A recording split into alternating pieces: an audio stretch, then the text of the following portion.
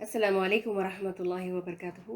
الحمدللہ رب العالمین والصلاة والسلام علی رسولہ الکریم، اما بعد۔ اعوذ باللہ من الشیطان الرجیم، بسم اللہ الرحمن الرحیم۔ رب اشرح لی صدری ویسر لی امری واحلل عقدۃ من لسانی یفقہوا قولی۔ آج انشاءاللہ ہم سورہ صافات کی اگلی چند آیات کو پڑھیں گے اللہ کے فضل و کرم سے، اور الحمدللہ کثیرہ آج ہمارا تھرڈ پارٹ ہوگا۔ سورہ صافات آیت 103 سے شروع کرتے ہیں انشاءاللہ۔ قال اللہ تعالی فی القرآن المجید بعد ان اقول اعوذ باللہ من الشیطان الرجیم فلما اسلم وتلہ للجبین۔ آخر کو جب ان دونوں نے سر تسلیم خم کر دیا اور ابراہیم علیہ السلام نے بیٹے کو ماتھے کے بل لیٹا دیا۔ فلما اسلم، پھر جب ان دونوں نے سر تسلیم خم کر دیا، پھر وہ دونوں جب مطیع فرمان ہو گئے۔ اس کا کیا مطلب ہوا؟ اللہ کے حکم پر راضی ہونا، باپ ذبح کرنے کو راضی اور بیٹا قربان ہونے کو راضی ہو گیا، دونوں اللہ کا حکم بجا لانے کو تیار ہوئے۔ اس کا مطلب یہی ہے۔ باپ نے خواب سنایا، مشورہ لیا، بیٹا بھی خوش دلی سے حامی بھر دی۔ اب کیا ہوا؟ وَتَلَّهُ لِلْجَبِينِ، تلہو کا مطلب ہے اوندھے منہ لیٹانا، للجبین ماتھے کے بل۔ جبین کہتے ہیں پیشانی کو، ماتھے کو، جو عزت کی علامت ہوتی ہے۔ فور ہیڈ جو ہے پیشانی، وہ چہرے کا نمایاں حصہ اور انسان کی ایک طرح سے پہچان، عاجزی کی بھی نشانی ہے۔ اسی لیے لوگ عزت دینے کے لیے کیا کرتے ہیں؟ اپنا ماتھا ٹیکتے ہیں نا، زمین پر اپنا ماتھا ٹیکتے ہیں سجدے میں، جو کہ صرف اللہ کے لیے ہونا چاہیے۔ لوگ اپنی بیٹیوں کا نام بھی رکھتے ہیں جبین، کیونکہ یہ ایک وقار اور عاجزی والا حصہ ہے چہرے کا، جس سے انسان کی باعزت پہچان ہوتی ہے۔ ابراہیم علیہ السلام نے اوندھے منہ لیٹایا۔ اچھا، ابراہیم علیہ السلام نے اوندھے منہ کیوں لیٹایا؟ ماتھے کے بل کیوں سلایا تھا اسماعیل علیہ السلام کو؟ کیونکہ اگر سیدھا سلا دیتے تو بیٹے کا چہرہ نظر آ جاتا، اور بیٹے کے چہرے کو دیکھ کر باپ کا دل نرم پڑ سکتا تھا۔ اگر دل پسیج جاتا تو چھری کیسے تھی چلنی؟ نہیں چلا سکتے تھے ابراہیم علیہ السلام۔ یہ آزمائش تھی ہی محبت اور فرما برداری کو جانچنے کے لیے، اور یہ امتحان تھا صبر کا اور اطاعت کا، ابراہیم علیہ السلام کا بھی اور اسماعیل علیہ السلام کا بھی، کہ وہ ایک دوسرے کی محبت میں رب کی بات مانتے ہیں یا نہیں، کس کو ترجیح دیتے ہیں، کس کو پریفرنس دیتے ہیں۔ اور ابراہیم علیہ السلام نے کس کو اوپر رکھا؟ اللہ کو۔ تصور میں لائیں اس منظر کو، قربانی اور ذبح کرنے والا، اور سوچیں ذرا، ابراہیم علیہ السلام ایک لمبے عرصے تک بے اولاد رہے، پھر دعائیں مانگ مانگ کر اولاد نصیب ہوئی۔ بڑھاپے میں ایک ہی بیٹا اور بڑھاپے کا سہارا تھے، اور 2 بار ابراہیم علیہ السلام نے اللہ کے حکم پر اپنے سے جدا کرنے کا فیصلہ کر لیا، اور دونوں ہی دفعہ اللہ نے خواب ہی کے ذریعے حکم دیا۔ پہلا واقعہ کب ہوا تھا، یاد ہے آپ کو؟ میں کس واقعے کی بات کر رہی ہوں؟ جب اسماعیل علیہ السلام گود کے بچے تھے، تب ابراہیم علیہ السلام کو حکم ہوا کہ اپنی بیوی اور بچے کو صحرا میں مکہ کی سنسان بے آباد اور بنجر وادی میں چھوڑ دو۔ اور یہ کوئی آسان کام نہیں تھا ابراہیم علیہ السلام کے لیے، بہت ہی زیادہ دل پر پتھر رکھ کر ابراہیم علیہ السلام نے اس کو پورا کیا۔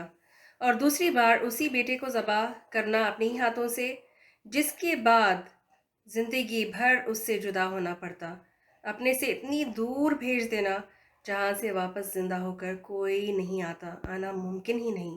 کیا یہ آسان تھا؟ نہیں۔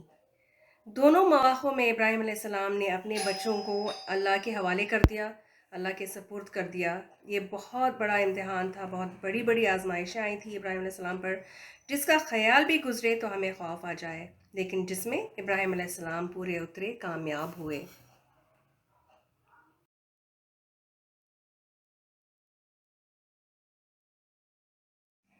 اگلی آیت، وَنَادَيْنَاهُ أَن يَا إِبْرَاهِيمُ، اور ہم نے ندا دی، ہم نے پکارا، اے ابراہیم، قد صدقت الرؤیا انا كذلك نجزي المحسنین، تو نے خواب سچ کر دکھایا، ہم نیکی کرنے والوں کو ایسی ہی جزا دیتے ہیں۔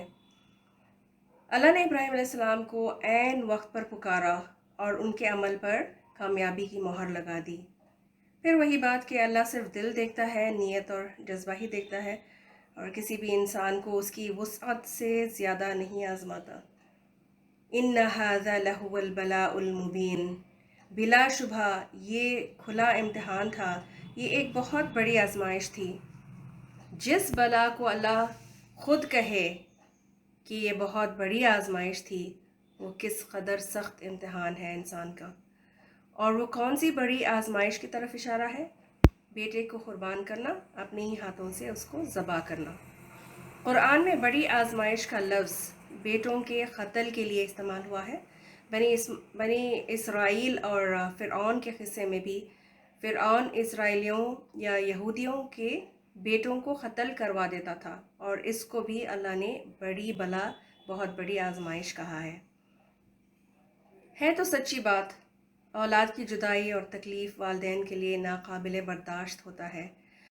اور کہاں ابراہیم علیہ السلام ایک نہیں، دو نہیں، کئی آزمائشوں سے گزرے، بہت بڑی بڑی آزمائشیں آئی تھی جن کا ہم تصور بھی نہیں کر سکتے، اور آتی بھی نہیں اس طرح کی ہم پر۔ اور جواباً اللہ نے ابراہیم علیہ السلام کی خوب قدردانی کی، اچھی جزا دی، کیونکہ وہ کبھی بھی شکایت نہیں کرتے تھے۔ ہم پر ایک آتی ہے تو مہینوں تک اللہ سے شکوہ کرتے رہتے ہیں، اللہ سے ناراض رہتے ہیں، اللہ کی شان میں گستاخی کر دیتے ہیں، لیکن جن کا ایمان اور یقین بے مثال، ان کی جزا، بلندی اور درجات بھی بے مثال۔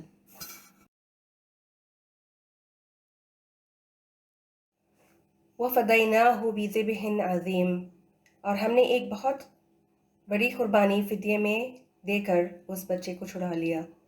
کہا جاتا ہے کہ جب ابراہیم علیہ السلام نے اسماعیل علیہ السلام کو لٹایا، ان کی گردن پر چھری رکھی اور چلانے والے تھے کہ عین وقت پر جبریل امین اسی وقت ایک مینڈا، ایک دمبا لے کر پہنچ گئے، اور اس طرح اس کو پیش کیا کہ چھری اسماعیل علیہ السلام کی بجائے بکرے کی گردن پر چل گئی۔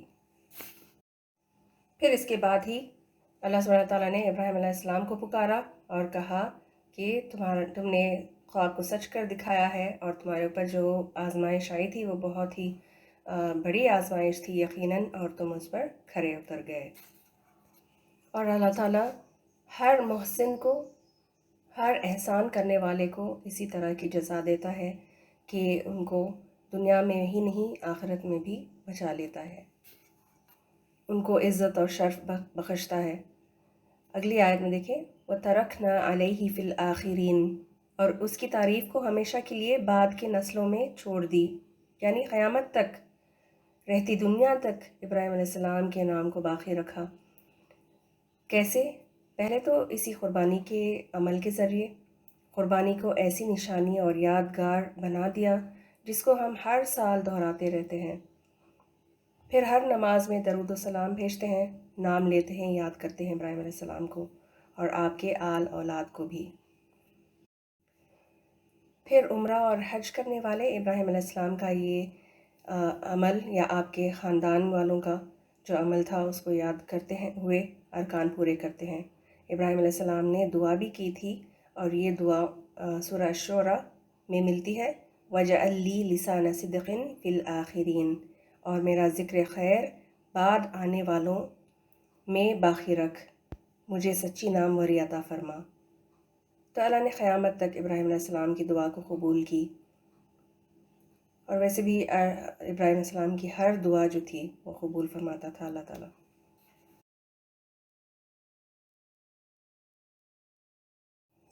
سلام علی ابراہیم، سلام ہو ابراہیم علیہ السلام پر، سلامی دی جا رہی ہے۔ اور سلام کیا ہے؟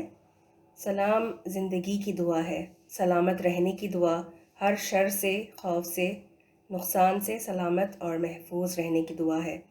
جس پر اللہ سلام کہے وہ بندہ ضائع کبھی نہیں ہو سکتا، وہ اللہ کی امان اور حفاظت میں ہمیشہ رہے گا۔ كَذَلِكَ نَجْزِي الْمُحْسِنِينَ، ہم نیکی کرنے والوں کو، محسن کو ایسی ہی جزا دیتے ہیں۔ یہ درجے اور فیوز کیا صرف نبیوں کے لیے ہوں گے؟